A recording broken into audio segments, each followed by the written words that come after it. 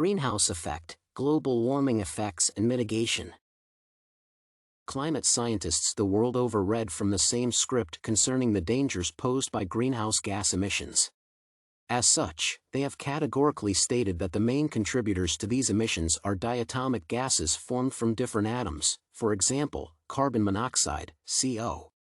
Nevertheless, these gases are not limited to the earlier stated gases but extend to tri- or more atom-forming gases, water vapor, and ozone.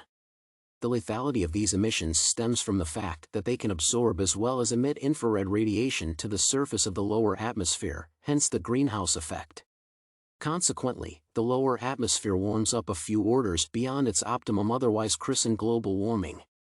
To this end, the paper will try to unveil what transpires during global warming, the effects, and the efforts put in place to mitigate this trend.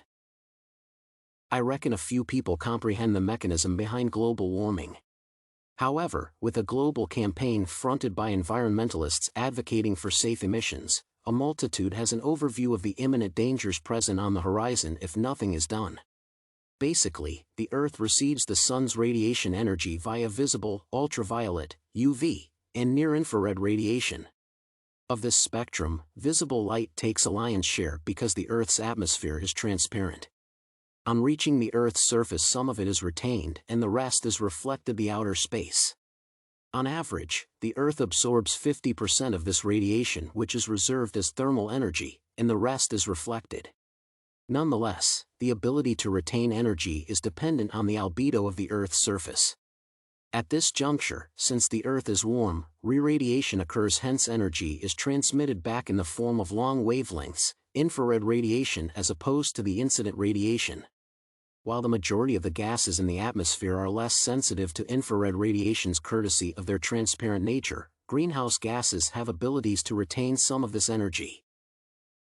To this end, the four predominant gases constituting the greenhouse gases include water vapor, 36 to 70%, carbon dioxide, 9 to 26%, methane, 4 to 9%, and ozone, 3 to 7%. Basically, by retaining this energy, heat transmission to outer space is delayed, increasing global temperatures. Generally, devoid of greenhouse gases, the average global temperature would have been extremely cold, that is 18 degrees Celsius below zero. Otherwise, the mean global temperature clocks 15 degrees Celsius, and this is projected to even go higher as greenhouse emissions increase.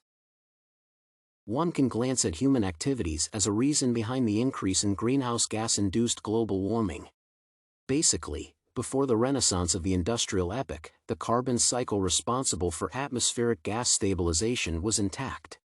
Through biological processes of photosynthesis and respiration, carbon dioxide or CO2 gas levels are checked. However, the post-Renaissance era triggered hazardous human activities that included the burning of fossil oils as a vital source of energy. This in turn interfered with the carbon cycle, resulting in an increase in CO2 gas in the atmosphere.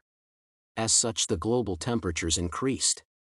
Research evidence reveals that the carbon dioxide levels have increased by 61 million parts per million since industrial rebirth. Vitally, it has been projected that by the time carbon dioxide gas levels double the pre-industrial levels 10 decades down the line, the mean global temperatures would rise by 2 to 5 degrees Celsius. Significantly, global warming has adverse effects on the Earth's sphere, and as such its consequences are continuously being felt while others are impending. To this end, geological evidence has revealed that the sea levels are rising significantly. This is projected to rise by 3 feet in the next century.